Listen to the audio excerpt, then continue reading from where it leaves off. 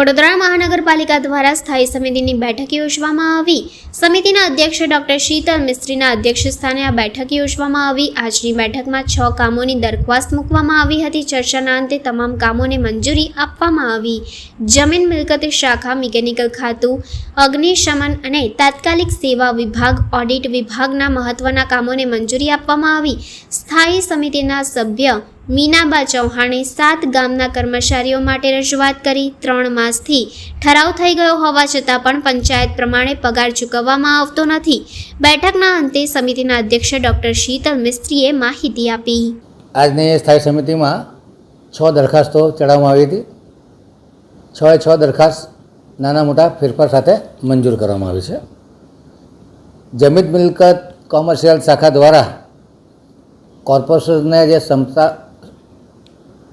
સંપ્રાપ્ત થયેલા ફાઇનલ પ્લોટો છે એમાં અમુક પ્લોટો કોમર્શિયલ છે, અમુક પ્લોટો રેસિડેન્શિયલ છે અને અમુક પાર્કિંગ અથવા કોમ્યુનિટી યુઝ માટેના પ્લોટ છે. એવા 24 પ્લોટ આઈડેન્ટિફાઈ કરી અને ત્યાં પે એન્ડ પાર્કની સુવિધા ઓક્શનિંગ દ્વારા કરી અને હયાત પોલિસી પ્રમાણે આ માટેની જે સત્તા છે એ કમિશનરશ્રીને આપવામાં આવેલી છે. જ્યારે પણ આ પ્લોટની જરૂરિયાત કોર્પોરેશનને પડે ત્યારે નોટિસ આપી અને આ પ્લોટ પે એન્ડ પાર્કમાંથી ખાલી કરી શકાશે.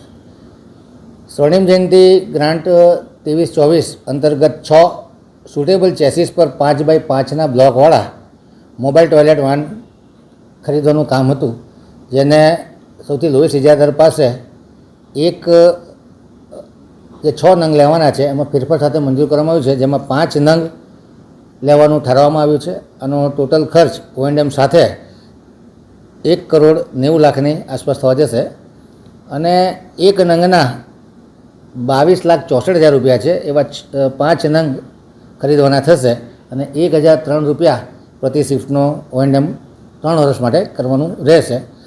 આ કામકાજમાં ફેરફાર કરીએ 6ના બદલે 5 નંગ અને 5 નંગના O&M મંજૂર કરવામાં આવ્યા છે. અગ્નિશમન દ્વારા સબવાહિની તથા એમ્બ્યુલન્સ તરીકે ઉપયોગ થઈ શકે એ પ્રમાણેના 3 વ્હીકલ લેવાનું નક્કી કરવામાં આવ્યું છે, જેમાં ફેરફાર સાથે મંજૂર કરવામાં આવ્યા છે કે જે LP 716/45 એટલે કે મોટી ચેસીસ ઉપર જે સબવાહિની બનાવવાની છે એમાં જે ભાવ આવ્યા છે એના કરતાં 50,000 રૂપિયા ડિસ્કાઉન્ટ કરવાનું ઠરાવવામાં આવ્યું છે. એવી જ રીતે નાની સબવાહિની કે જેમાં LP 412/36 ટાટાની ચેસીસમાં આ મશીનરી લગાડવાની છે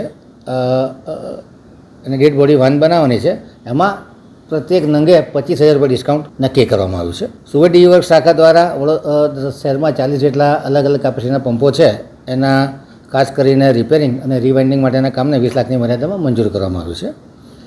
વર્ષ 2024-25નો ઓડિટ રિપોર્ટ જાણમાં લેવામાં આવ્યો છે અને વોર્ડ નંબર 12માં અકોટા વિસ્તારમાં IOC નગરથી શક્તિ પાર્ક થઈ અકોટા સ્ટેડિયમ તરફ ડ્રેનેજ નળીકા નાખવાના કામે જે 4% ઓછાના ભાવનું કામ હતું કે જે 21,16,208 રૂપિયા વત્તા GSTનું ભાવપત્રક હતું એને મંજૂરી આપવામાં.